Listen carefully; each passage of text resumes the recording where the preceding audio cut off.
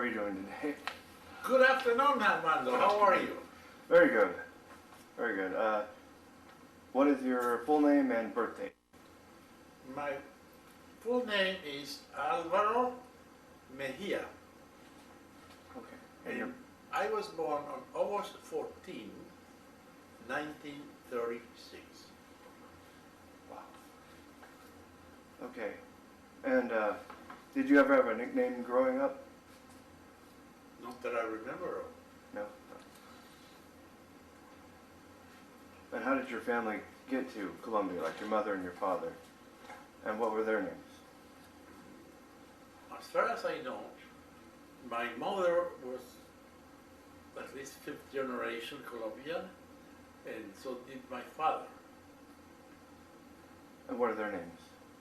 My father is called Lázaro Mejia Rojas. My mother was Maria Josefa Mejia, Rodriguez Neira. And she had a nickname? Or they Yes. called her, what did We all called her Pepita. Pepita comes from, in Spain, in Spanish, Jose is Pepe. Josefa is Pepa. Oh, So she is called Pepita, which is a more friendly or warm way of calling her Pepa. yeah. Pepita. Okay. And did you have other family members in the area that you grew up, which was No. in Bogota? Is that No, right? not really, because my mother was an only child. She did not have any siblings. My father had 12 siblings. However, they lived in their hometown where I was growing up. So I did not have any family, No, not nearby. not nearby, right?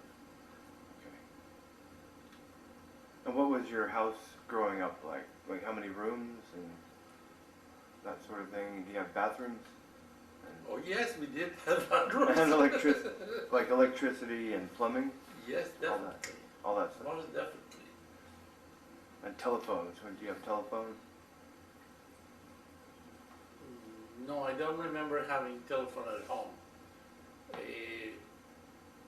until I was like 10 or so. Really? The first few houses that I remember did not have telephone. Of course, they had all the other services: water, running water, electricity. Good. So you had to maybe go to public telephone? Do they have those around there? Don't remember. I don't think there were such thing as public telephones then. Is there anything about the house in particular that you remember growing up in that, like, The first stood house out? I remember well was in town. It was narrow and very deep. I don't remember very well the rooms. I remember the kitchen, the dining room. On one side were the bedrooms, and across the very narrow hallway there was first the dining room, then a yard, and then the kitchen in the back. Okay. From there we moved to a house that was much bigger. It was almost an acre of land. The house had many bedrooms. I don't remember, but at least 5 bedrooms. Okay. I don't remember how many, at least one, no, at least 2 baths. I grew up there, and that's where I first Like the first real strong, remembered. Yes, strong memory of the house. yes, memories. In there I planted a garden of vegetables. You did? We had some flowers. Nice. I do love the house and the memories from that house. And For the first time, we had a pet, we had a dog, okay. and we all loved the dog very much, yes. Do you remember what kind of dog it was? Yes, it was a Pomeranian, yellow or beige and white. Wow, it's a good memory. What about the personalities of all your sisters and your parents, and does Well- everybody get along pretty well? Oh, absolutely, Just, yes. I don't remember seeing my parents have fights. Good. If they did it very discreetly, and definitely not. My sisters and I never had any disagreement. That's good. That's Yes, we got along pretty well. that's not very common. It seems like teenagers, that sort of thing, tend to bicker a lot. But No, I Well- don't remember having any disagreement. my sister and I, we got along really well all the time, so that's good. Did you guys like play any games or anything when you grew up to pass the time? Anything like? I don't remember. Nothing. Okay, Sorry. that's fine. What did you like to do when you were younger during those times? Well, I was very lucky that my mother taught me how to read very early. That's good. I remember reading at 4. Don't know how well, but I managed to read it. Then I developed a very big liking for reading, and I read a lot. That house, I had fun because there was a very tall tree. It was a cherry tree that produces cherries. Oh wow. And I set up my library, a small little library in my reading area. I had it at the top of the tree, very high, up in the tree. And I will remember going up there to read. Nobody disturbed me. I had a great view. I Wow. enjoyed it tremendously, yes. That's interesting. I like that. Did you have any book that was your favorite back then when you were younger? Favorite? A favorite book, maybe, or an author that you enjoyed? I Or don't just remember. kind of. No, I was young and sure, it helps to develop the brain, but I have no memory of anything that I read up there. You just like grabbed anything, any kind of book, maybe. And No. Whatever book I could read, I could get, I would bring it up to the tree. I had a small little box to protect the books from the rain, wow. so I didn't have to bring books up and down. I had some Yeah. books up there, and then I changed them every. Every so often. Oh, that's right. I gotcha. That's a really good hobby. 'Cause you just gotta get away from everything. You're gonna go up. Right. Did you guys have like family chores or no? Or, Not really, because my father, there was a manufacturer of brooms. In Bogota, there were only two broom brands. One of them was my father's. He had some partners, but we had help. So as far as I recall, the help, we had a lady that, the living person that would clean the house and make the beds. yeah. So we did not have real chores at all. Did you have an allowance or anything? Did you save money No. back?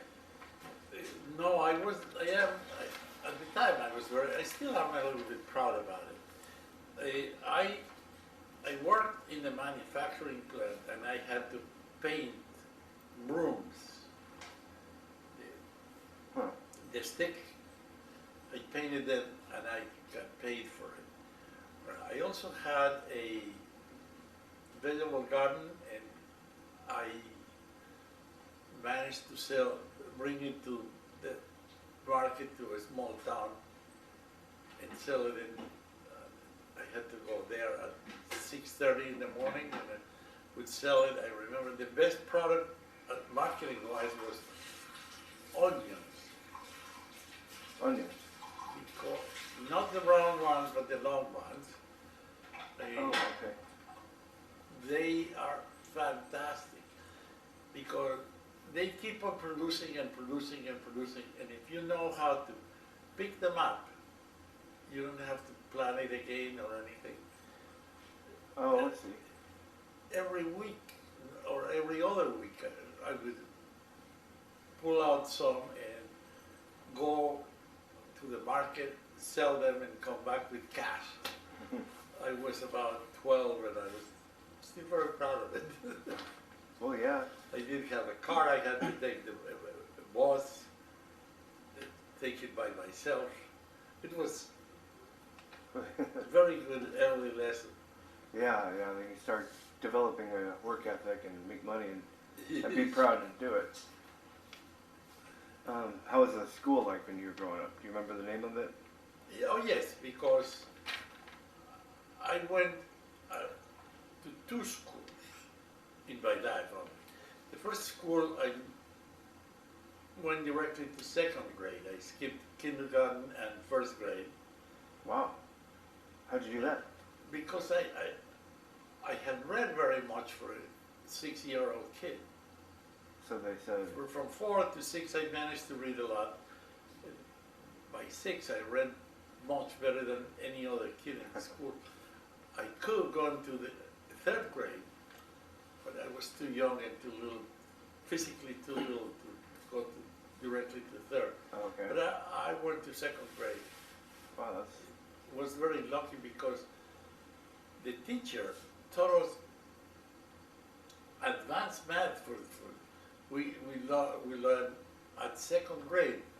We learned fractions, square roots, cubic roots in second grade. Second grade, that's advanced, I think, for today. It's even very advanced today. Yeah. It was a great teacher. Most of us really enjoyed math. I believe that everybody has talent for math, but stupid teachers crush it. Telling kids, oh, you're not bright, you cannot learn math. And that sticks for the rest of their lives. And it's a crime to do that to a kid. I agree. That's the way the teachers talk to the students needs to be reevaluated, I think. Yes. Well, some of them are great, but there are too many that are just clumsy, ignorant. Impatient, and they try to put a label on you and just move on. And unfortunately, that label sticks for the rest of the life. So you were good in math. What was one of the subjects that you didn't do so well in? I was good at everything. You good at everything? Yes. People don't realize how important reading is. Absolutely. When you read well, you can do well in any subject, including math. Word problems are reading. Yeah. And if you don't understand because you don't know how to read, you cannot learn or do any word problems. Every other subject, every single one, is just reading. Right. If you read well, you have no problems. That's a very good point. What activities did you do? Sports or anything like that after school? Yes, even though I was not very tall, I was rather short. I was somewhat good at basketball. I enjoyed it. I was bad at football, even though I liked it. Since I was bad, typically they would not pick me up for the team, and I could play football. But basketball was still good? Basketball, I didn't go to any championships, but I played almost every day at recess. Yeah. In high school, I learned how to run. Unfortunately, I did not have a coach, so I trained all by myself. But I went into track and field. I ran 100, 200, and 400 meters flat. Wow. The only one I did somewhat good was the 100 meters. I didn't have the stamina for a long run. So like sprinting, Right. kind of. Okay. Do you remember any like fads or hairstyles or something that was popular back in those days? Like, is there No. a name for it? Or No, no, no. In those days, you did what you were told. You did. Just get clean cut and. No opinion. Okay, I got you. Who was one of your heroes when you were little? Do you remember like somebody that you looked up to What thing? that, like a hero?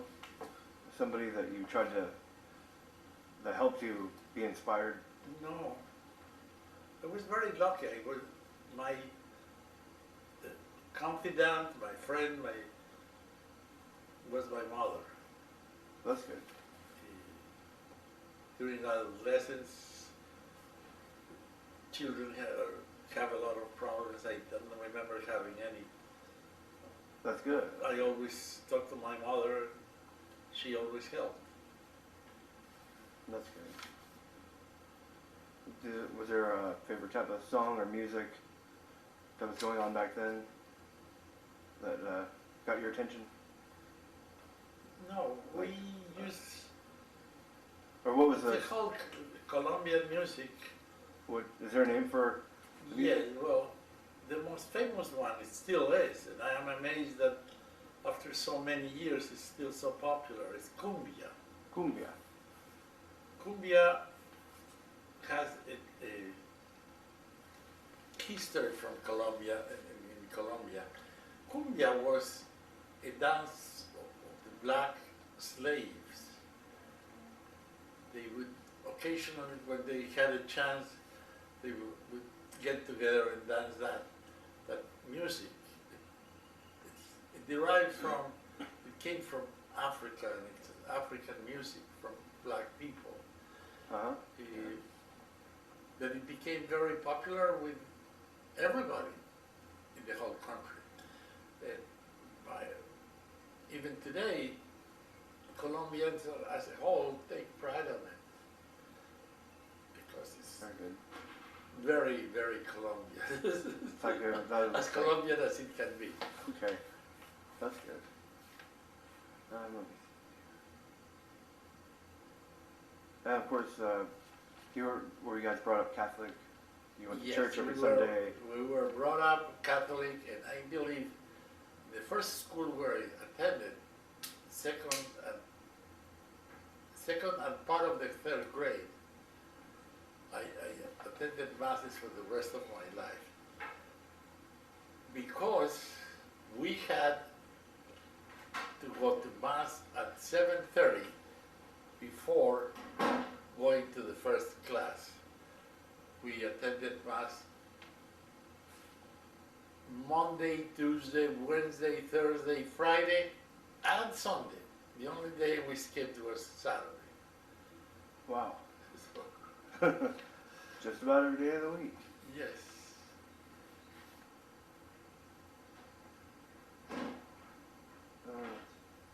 Did you have a best friend that you had growing up that you remember from back then?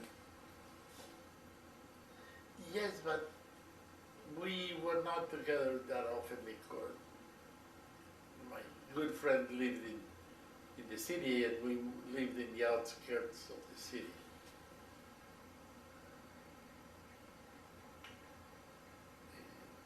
His parents were very good friends of my parents.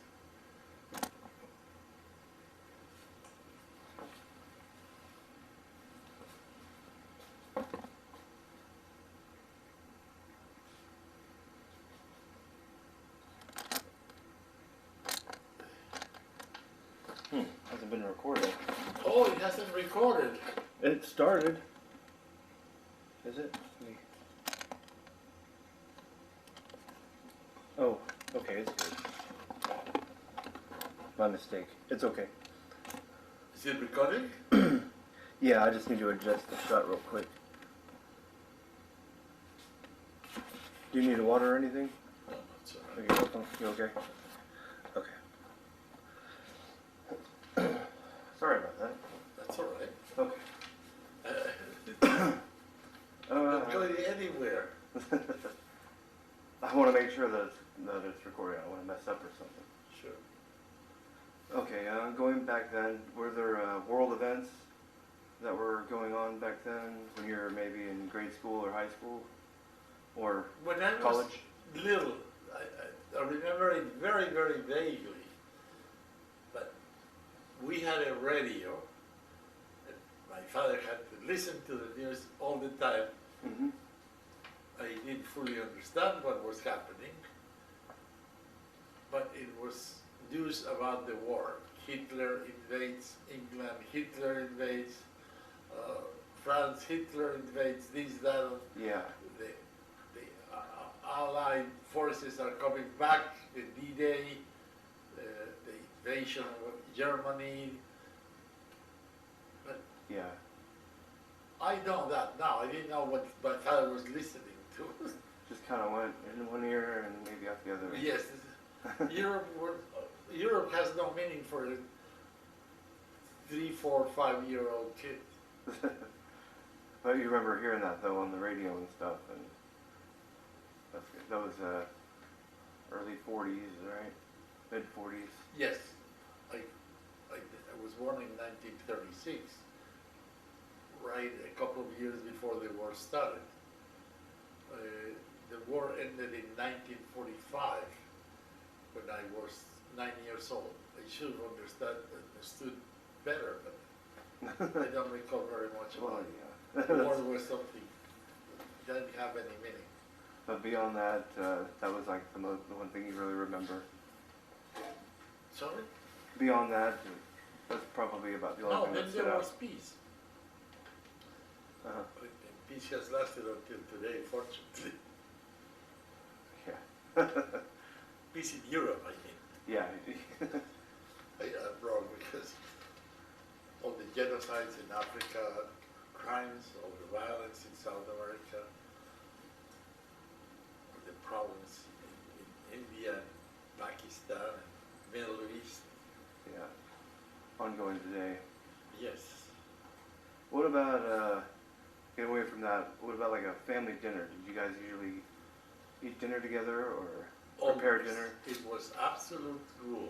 Since there was help, my mother did not work on the outside. She worked at home and helped with the manufacturers of brooms and later on brooms and furniture. But it was absolute rule. I don't remember the time, but it was between 6 and 7 o'clock. And all the children had to sit around the table. It's one of the most beautiful customs. Unfortunately, TV destroyed it, and by now there are not enough homes practicing that. People learn how to talk, how to communicate. It brings the family together and closer. I agree with that.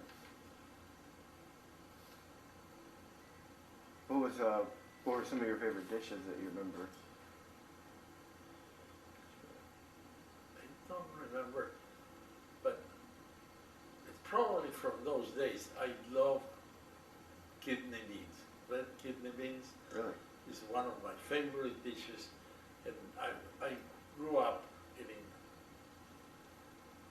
red kidney beans with rice and arepa. Arepa is a corn kind of bread. Yeah. Those are delicious. How were the holidays and birthdays celebrated? Was holidays like Christmas, I'm sure, was there. Oh, Christmas. That's huge. Like, very. I haven't really read it, shape of where the tradition comes from. But in Colombia, we celebrate the novena, which starts on December 16th and goes all the way to December 24th in the evening. And each day, it's a preparation of the birth of Christ. We build something called for the Nativity, and it has little towns, rivers. We did a very, very big one. It was half a room. We had roads, animals. All of the children participated. I was the oldest one, but my girls would help me. It was a real pleasure. It was a 2-day party at least. Oh yeah. Building that nativity thing. And how about birthdays? Oh, birthdays, yes, we always had birthday, and we had a cake, and we had candles. Pretty much what we do now here. Yes, once we celebrate here in the States. That's good. It's familiar.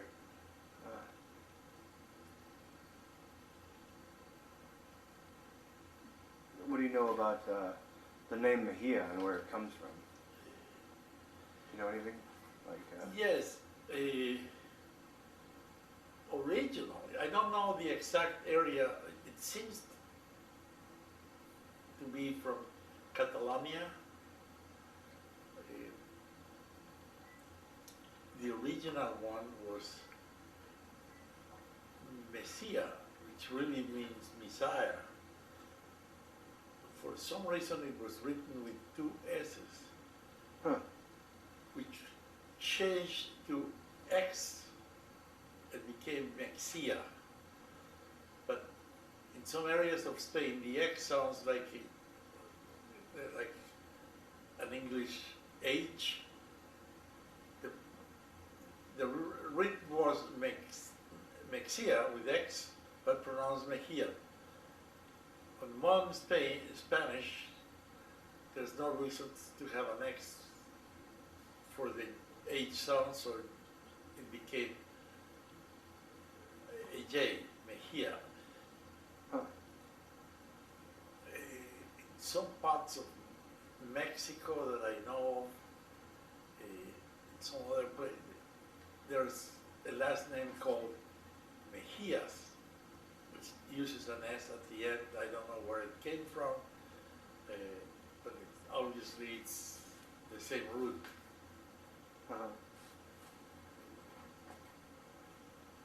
That's pretty amazing. I didn't know that myself, but And Rodriguez, which would be my last name, which is my mother's maiden name, is a Spanish name. In Spain, many, many years ago, Rodriguez was the son of Rodrigo. Rodriguez means son of Rodrigo. It has stayed the way in all Spanish countries or Spanish-speaking countries. And it's very popular and very generalized, but obviously it doesn't mean the same thing as it initially. And that was the last name of my grandfather on my mother's side.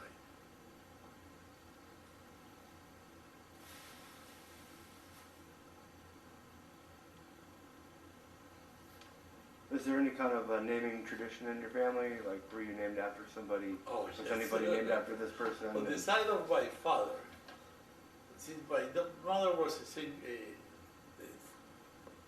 an only child, she had no siblings. I don't know if there was no tradition at all, but especially women. All women are named Susana, Magdalena, Marcela. Yes, those every single sibling of my father has children female are all named. So there are Susana, especially Susana and Magdalena. You have tons and tons. Every cousin is called Susana or Magdalena. There are a few Marcelas. Oh, there are? Yes. I know there's another Susana and Magdalena. There are lots of them.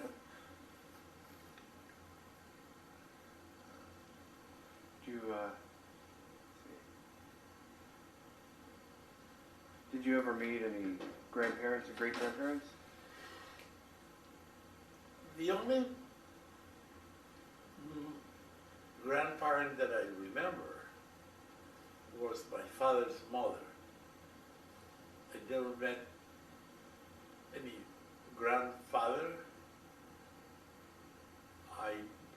When I was very small, my mother's mother passed, and I have no memory of it at all. Whatever I remember is because I've been told my history.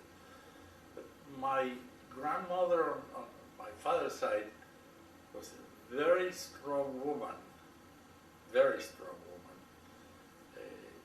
with educational theories that are a little bit absolute, a little bit too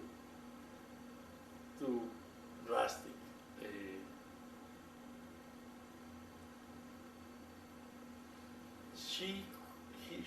She had 13 children of her own. Wow. Only one of them passed when the children were young. All of them survived childhood, which at the time was not unusual. She had, the oldest daughter was called Magdalena.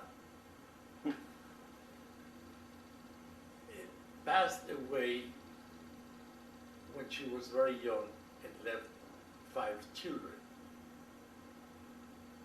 My grandmother brought up those 5 children. So she brought up 13 plus 5, 18 children. She was so strict, so unbelievable strict, that the youngest of her grandchildren that she brought up, when he was 23 or 24, he graduated as a chemist. And he came to the family town called Jardín, which means garden, and went out with his buddies from childhood, got drunk, got home at 2 o'clock in the morning. Uh-huh. That was absolute no in the kernel. Even if you're celebrating university graduation. So she opened the door for him herself. She got up, brought the grown-up person. It's a graduate. Yeah. 20-some years old, and hit him with a belt for a few times. Uh-huh. It's incredible. That's the way she brought up the children, and Yeah. probably late 70s, she was still doing it.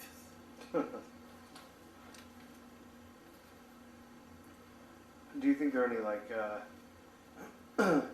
heirlooms that are in your family that have been passed down?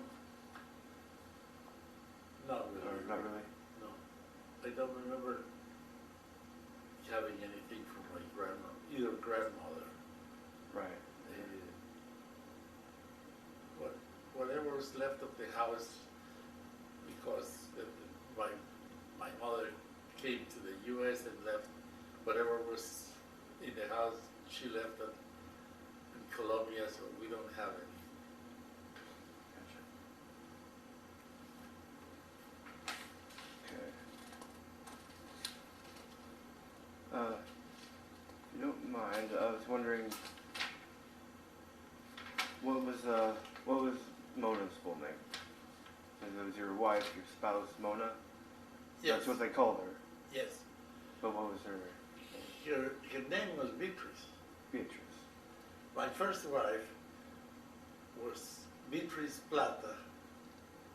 We had an absolutely adorable marriage, and it's mostly due to her dedication, her love, and her understanding. She took a totally irresponsible guy and made a man out of him.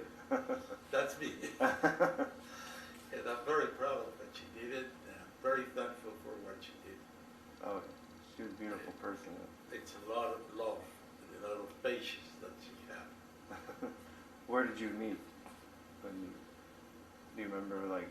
Oh yes, I remember. Thing? I had a very good friend of mine. We worked together. We were working in real estate. His name was Luis, and he kept talking about this girl that was his friend, and they went on horseback riding over the weekend.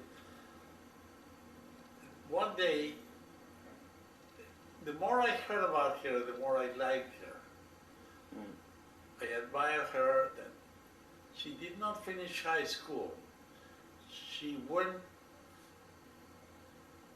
right to work because her family was very poor and they needed her help to support the family. That is something to admire. Without high school, she had become a manager, already a manager at Sears Roebuck, a very large Sears Roebuck company. She had to handle initially, after the first year, she was in charge of managing a section, had 6 or 7 people reporting to her already. That was something to admire in a young person, to be so mature. And so before I met her, I already admired her a lot. Just by hearing about her? Just by the stories that this guy kept telling me. One day, we got into an elevator with my friend. And what do you know? She was in the same elevator. I said, look, Alvaro, this is the lady I've been talking to you about. The rest is history. So you did shake hands, or? Well, we shook hands, we spoke, we said that we were going to meet. Somewhere. We had to see each other some other time, and she agreed. And we dated for about a year or so, a little bit over a year, and then we got married. Wow. We had 3 children, a girl and a boy. Unfortunately, the boy got killed in an auto accident. That was Alvaro Jr.? That his name was Alvaro, and we decided to have another boy or another child. At first we thought of adopting because she was not that young anymore. But in the end, she became pregnant. The kid was born. His name was Daniel, which is the same name as my wife's husband. I mean, my wife's father, Okay. which is a person that I really loved a lot. he was the most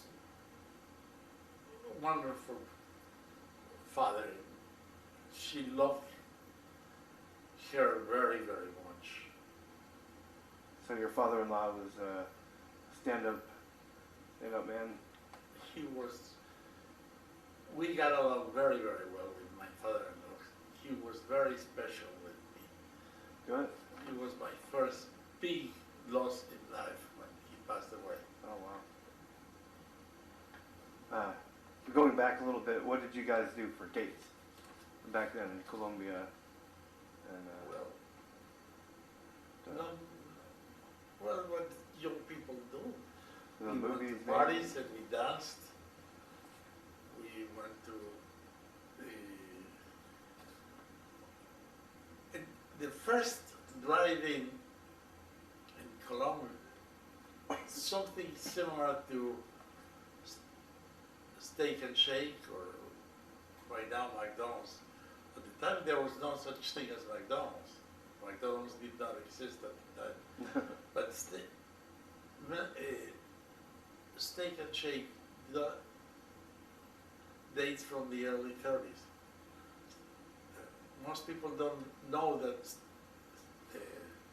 Steak and Shake is the oldest drive-in fast food company. Everybody thinks that it's McDonald's. McDonald's came out much later. Yeah, I worked at Steak and Shake a long time ago. Oh, They you have know the story of the old Steak and Shake. pictures are up there. I was like, wow, the 30s, huh? So do they have that in Colombia? Or? No, there was a fellow, an American guy, who fell in love with, went as a tourist, fell in love with Bogota, decided to stay, said, there's no drive-in fast food at all in Colombia. And he found a special, very, very well located, very, very good location. And that's, it became fashionable to go there. It was the only place. It was the in place. What was it called? What was it? Oh,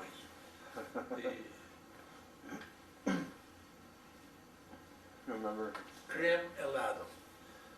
Oh, okay. Cream helado. So the cream is an English word. Helado, which means ice cream, was in Spanish. And you would drive in,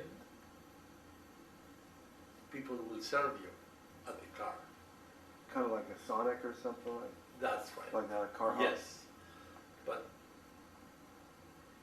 most of the time we got off the car and sat in the dining room. Mhm. It was very, very well decorated and very simple. It was not fancy. It was in good taste and very simple. We went there very often. We went to the movies.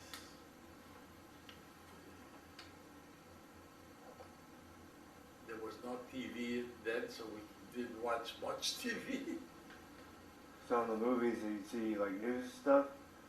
Did they used to do that? At the time, the movies were a real bargain. You got newsreel. You had the news, recent news from the world. Then you had cartoons. You know, most of them that I remember were the Warner Bros. Characters. Bugs Bunny. Looney Tunes and Yes, Looney Tunes. Looney Tunes. And then finally, you had Did the featured movie. they do a double feature sometimes, or just one movie No, at a time? double features were theaters of second-class theaters. Oh. There were such things as first-class theaters. That's what you got in the first-class theater. The second-class theaters, you had, most of them were, they ran all day long. So you could get in at any time. And they had two movies, but just the movies. no cartoons, nothing else. Oh, No okay. news, no. I see what you're saying. And they were cheaper, of course. The double features. Yes. What do you think is important, like maybe a key fundamental for a good marriage? Oh. People, too many people, not all, are very, very stupid. They don't understand that marriage is not about me. Marriage is about you. You take care of the other person, and the other person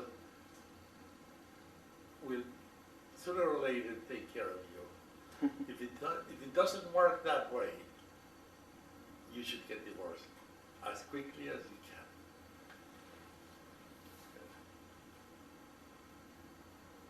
can. How did you choose your children's names? Danielle, we went over. I was thinking about that this week. I don't know why. And why my wife was so never said anything. When the first when the first child was born, which was a girl, I picked the name, and she said, "Okay." We never discussed it. It was not nice of me, but that's the way it was. Then the second child was a boy. Then I decided that he should have my name. When the third one was born, he should have my father-in-law's name, just in honor of my wife, and how nice she had fit with the other two names. And we named him after my father-in-law, Daniel. What did you and the family enjoy doing together? The children and. Well, when the first two children were young and small,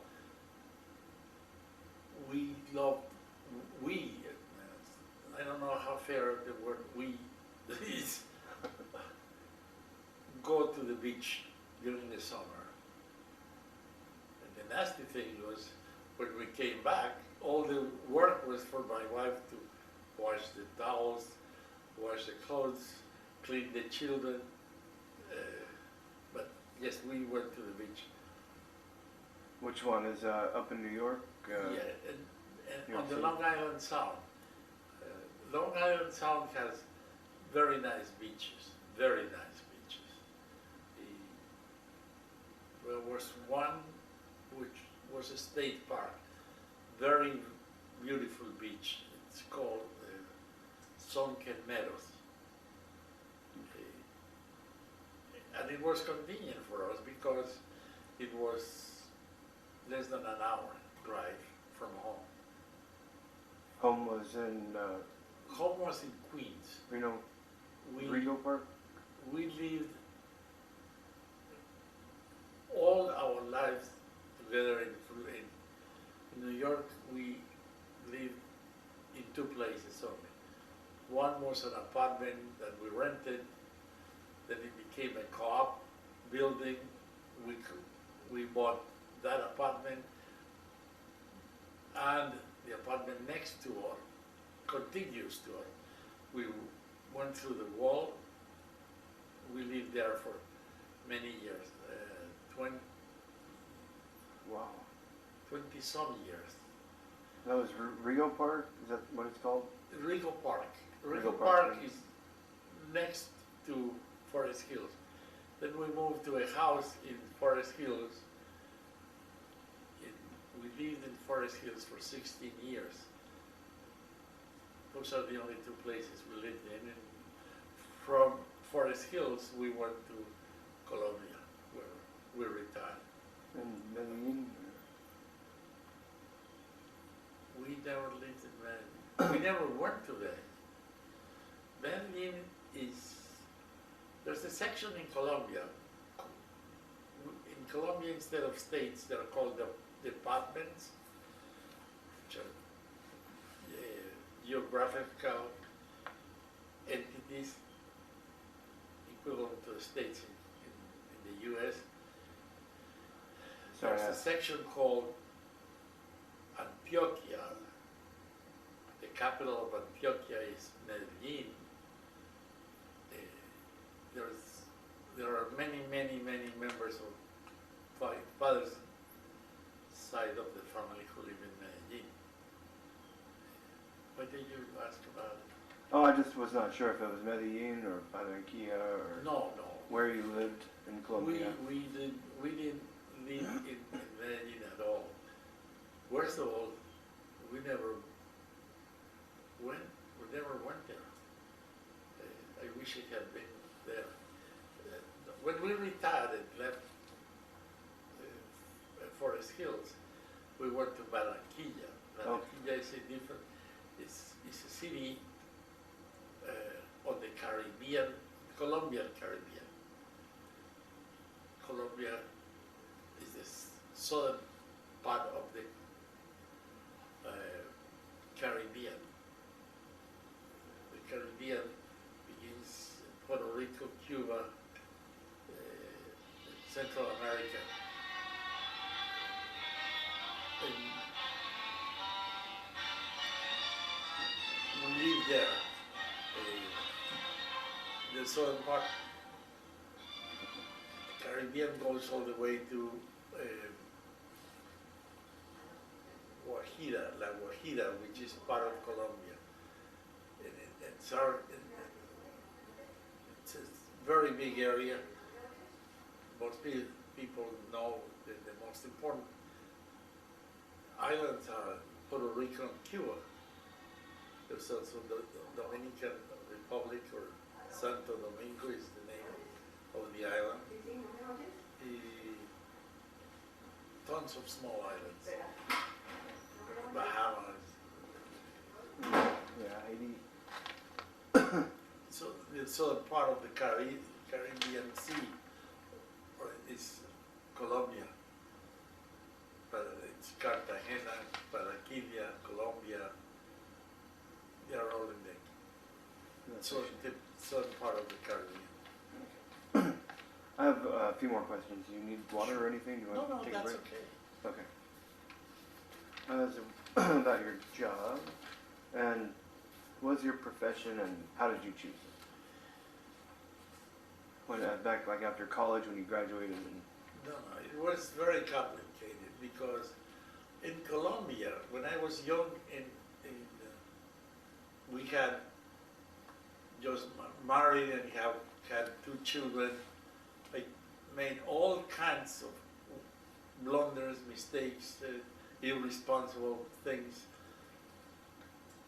One day, my wife said, we have to go to the U.S. because we have too many problems, financial problems. I went to get a visa at the Colombian consulate. At the time, to get an immigrant visa was the simplest thing to do. I went to the Colombian consulate, American consulate, to inquire what was required. The secretary, the receptionist said, "Can you sit down for a minute? I'll go see if the consul is available." Like 10 minutes later, she comes out and says, "You can see the consul now." Wow. I spoke to the consul for a few minutes. He was sweet, sweet, very nice. He said, can you fill out this form? He handed me a form. Bring it back whenever I'll take a look at it. But the only requirement is you have to have a sponsor sign here. The sponsor has to live in the U.S. I went fill out the form, came back the next day with the form filled completely. Said, I don't have a sponsor. Can my father be a sponsor? Said, yes. What does he do? Said, he's a lawyer. Oh, have him sign here. And that's it. Went back, my father signed. He said, you need a medical exam by the physician from the consulate. The physician gave me a check 2 weeks after the application. 2 weeks. Now, some people have to wait 20 years for a visa. So in 2 weeks, I got the visa as a resident person.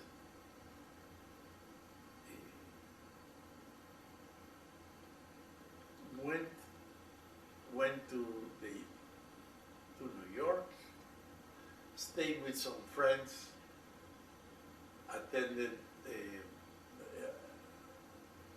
worked as in 2 manufacturing plants. The first one I was working from 8 to 5. Which didn't leave me much time to look for a job. Found another job from the second shift from 4 to midnight in a different factory. Wow.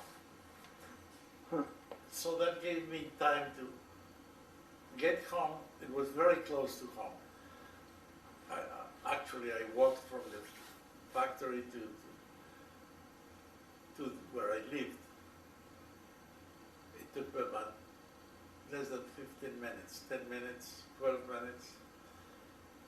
I went from the factory to, at midnight, I got there, I was in bed before 1. Got up at 9:30 or so. Went to New York City looking for a job in computers. I already knew, not very well, but I knew something about computers. Oh, don't mean to interrupt. Well, about what year was this? Sorry? About what year was this, do you think? 1965, 1966.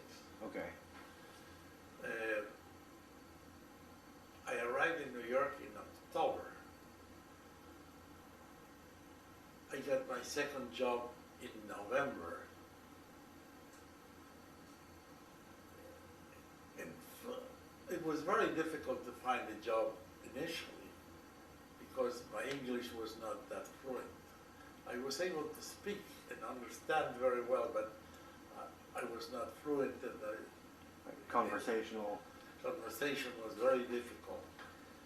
Finally, one day, I went to all the employment agencies in New York City that I that I could. I read, I bought the New York Times and looked for the classified ads every day. Finally, I found a Brazilian fellow working in a very Jewish company who said, I'll hire you. I think that it is easier to teach you English than it is to teach programming to people who don't know. He hired me on the spot. It was, I said, a very Jewish company because I loved the company. They treated me very well. The name of the company is E.J. Corvettes. It still exists. It was a retail chain. Still, there are some stores in the Washington, D.C. area, Boston. There are a couple of them still in New York City. It was a very big chain at the time. The name of the company, E.J. Corvette,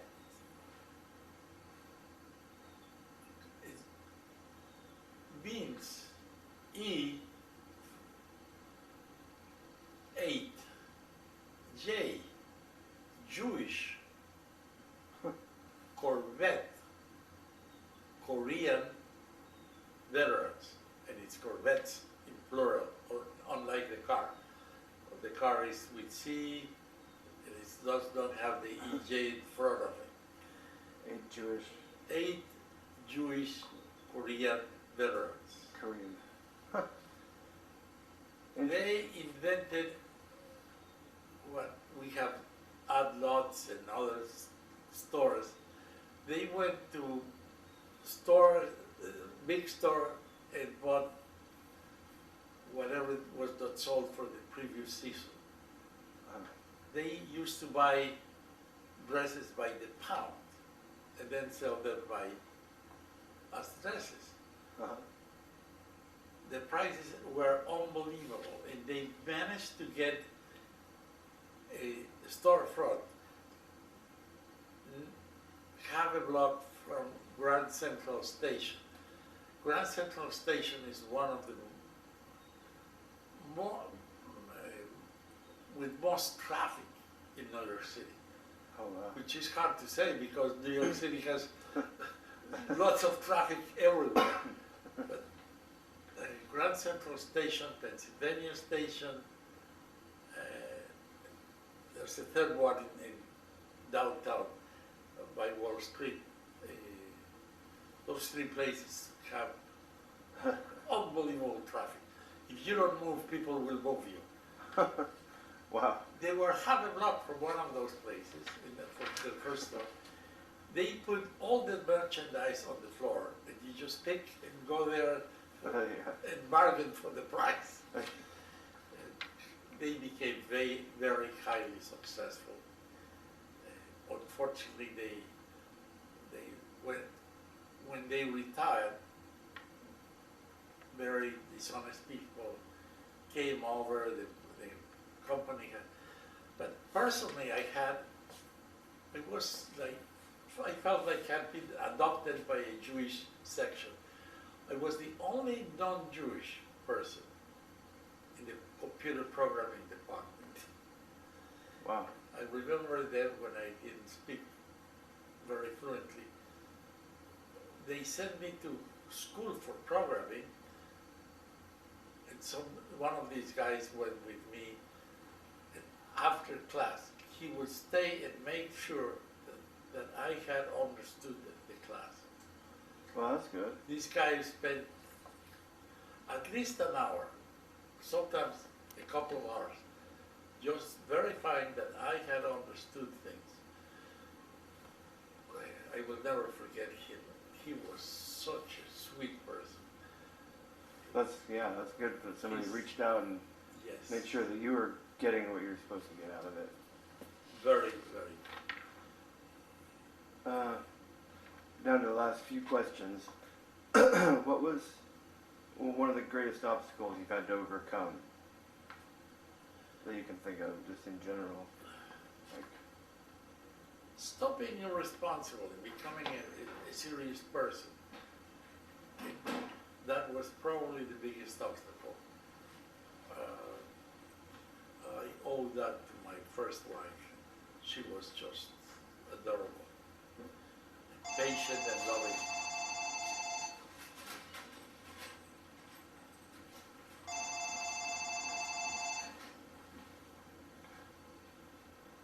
okay.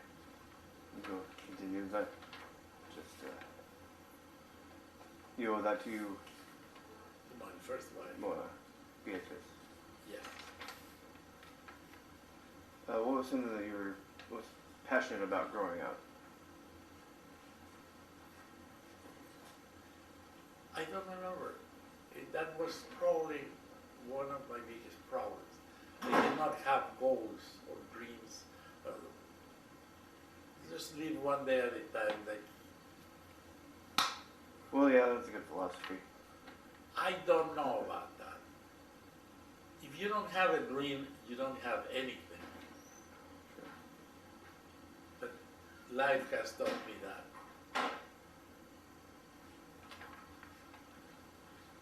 What's one of of the scariest things that you've ever experienced? Definitely the worst one was living through September 11th. Because you were so close. Getting out of the subway was, first of all, the trip on the subway took twice as long as normally it takes. When I got out of the subway around 9,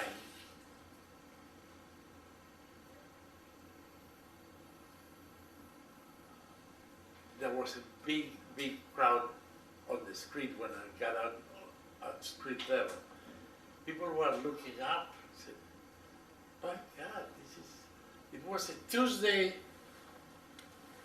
beautiful weather on Tuesday morning. I thought the crowd was a politician because that day were some kind of primary. But when I turned up, I said, my goodness, it was, one of the towers was in fire. There was a fire coming out of the windows, but I was in a hurry and I went to the office and got into the office. When I got into the office, I found my wife had called me, which she never did. So I called her back. She said, did you see what happens? What happened? A plane got into one of the towers. When we were talking, the second plane hit the second tower. We hung up and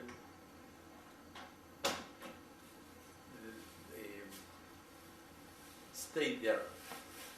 Many of the people had not arrived. At about, I think, around 10 or so, shortly before 10, we felt a really like an earthquake. The whole building shook. Fortunately, we were on the 3rd floor only, or 3rd floor. Where were you? What building? I was 2 blocks south of the World Trade Center. Wow. That's where the office was. I didn't know you were that close. That was my normal trip. Go to the World Trade Center, get out of the subway at the World Trade Center, and walk a couple of blocks south. Broadway is the longest street in the world. Begins at the southern tip of Manhattan, goes all the way to the northern end of Manhattan. The World Trade Center was a block away from Broadway. My office was on Broadway.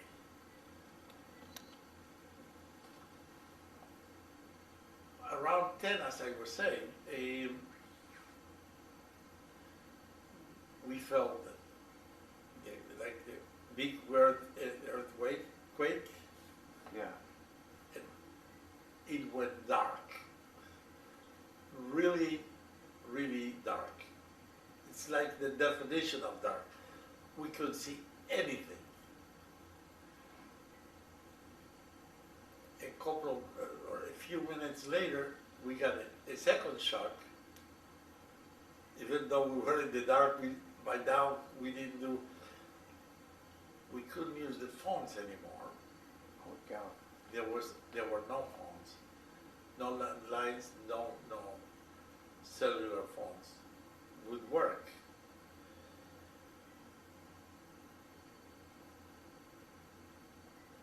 were notified that by police order, nobody could go on the streets, period.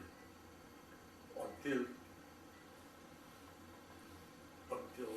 further news, we could not get out of there. At noon, there were news that the lights on the building had been restored. By now we could see some phones worked, most of them didn't. We were notified that we could go home, but we would have to get out of Manhattan by foot. There were no buses, no public transportation, no private cars were allowed, certainly no subway. I walked from the office to the Brooklyn Bridge, about a mile.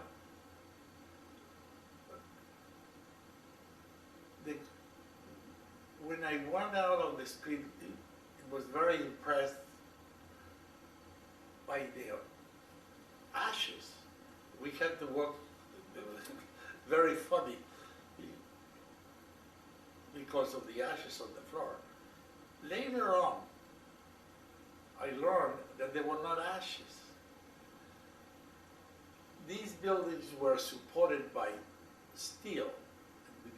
The heat melted the steel. The concrete collapsed, and that's how the buildings collapsed. And that is why the ashes were indeed not ashes, but cement that had been pulverized by the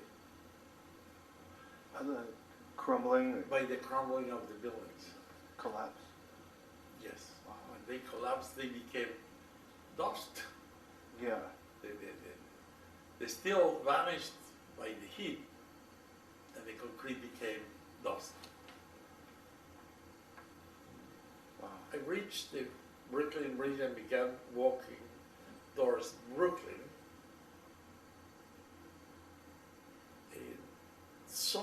Somewhere, some few feet into the building, I couldn't help it, but I turned around, looked at New York with the missing towers, and I cried.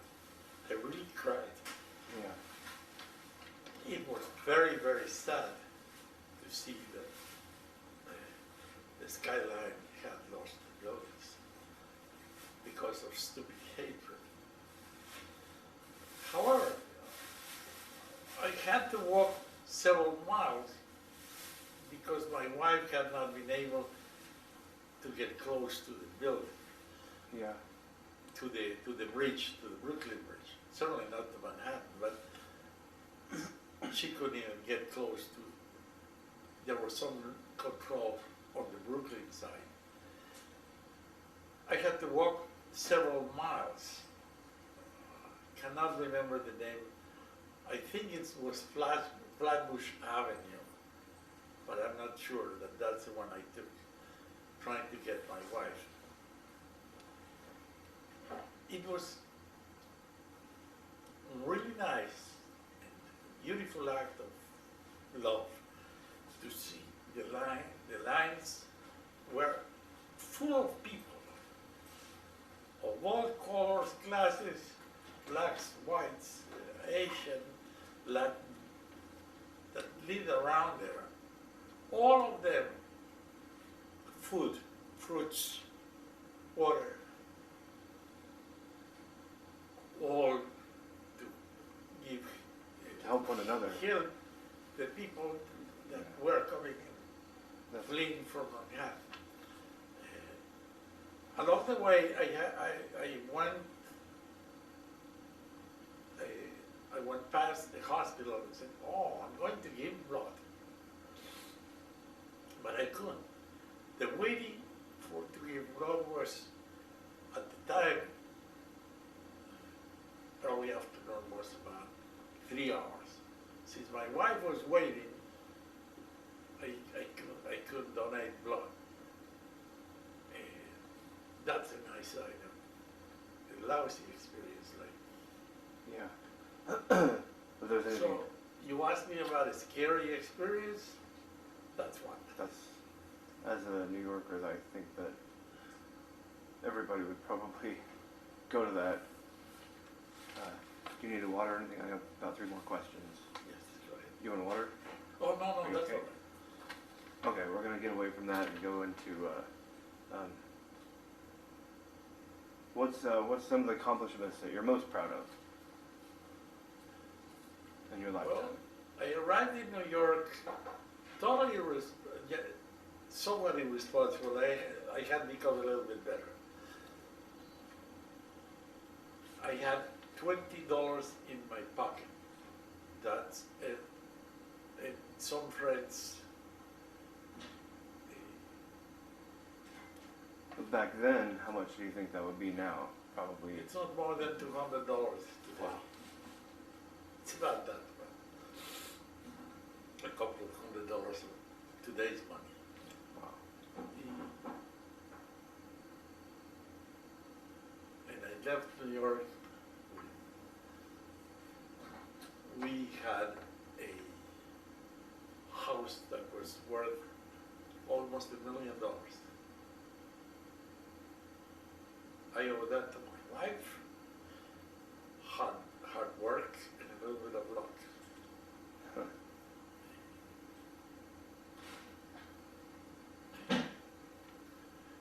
That's one. The other big accomplishment is to have been married to Mona and have had such a happy marriage. She made me feel like she adored me. I definitely know that I adore her. I live for her. And such a happy marriage is not easy. There are not too many of them. I'm very proud of it. Today it seems like it's fleeting. People are getting married, especially in Hollywood, and they get married one day and they're divorced the next day, and then they go to court. They change partners like they change change underwear. Exactly. Yeah. So I'm glad to hear that. I'm glad that you were able to get that, because not everybody, like you said, it's not common to be in love with somebody and stay married. They don't know how to give. That's absolutely. They don't know how to appreciate and be grateful. And having a happy marriage is that simple. Work or live for the other person, be grateful for what the other person does, and that's all you need. Definitely, I agree. Of all the things that you learned from your parents, what was one of the most valuable things that you can think of? Integrity. Integrity. Yes. I have not been able to be dishonest. I don't know if that's fear of getting caught or Just or real integrity. I had a couple of opportunities where I could bend the rules and get a lot of money. I couldn't do it. that's good. That's also something that's really hard to find. People that That's just try to, I owe that to my parents. to your parents. They didn't do that sort of thing. They had integrity, Yes. and they just You they have had to what they had, and they did with what they had. You better be poor than rich and dishonest. It's good. Okay. My last question is, what's one thing that you most want people to remember about you? I really don't care. May sound awful, but once you're gone, who cares? You had an example that you left. And people can just learn from your life, but they Well, can't. Like nothing, like really. Like I was the best bullfighter. Like that. Most people are too concerned about it. But let's say Van Gogh. To my taste, is the very best, by far, the very best painter of the 20th century. He committed suicide because he was very, very unhappy with life. What good it does to be the best painter of the century if he was so unhappy? And after I'm gone, what I'm going to learn about, I really am not too concerned about.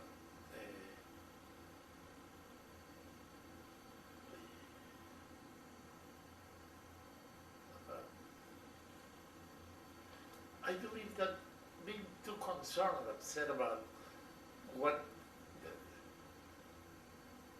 I don't care what people say about me. Mm-hmm. There's a saying, what people say or think about you is none of my business. Make sure, if somebody hates you, make sure that it's their problem, not yours. You do nothing to deserve hatred. What they think about you is not that important. You cannot do very much about it. Make sure you are fair to everybody. You have a lot of respect for everybody. Help anybody you can. What they say, they feel, their problem. Ultimately, I feel. yes, that's their perception, and you can't. Yes. Shouldn't have. You Feel like try you want to. Just You try your best to make people feel comfortable with you. Have a lot of respect for everyone. Everybody deserves respect just for being human.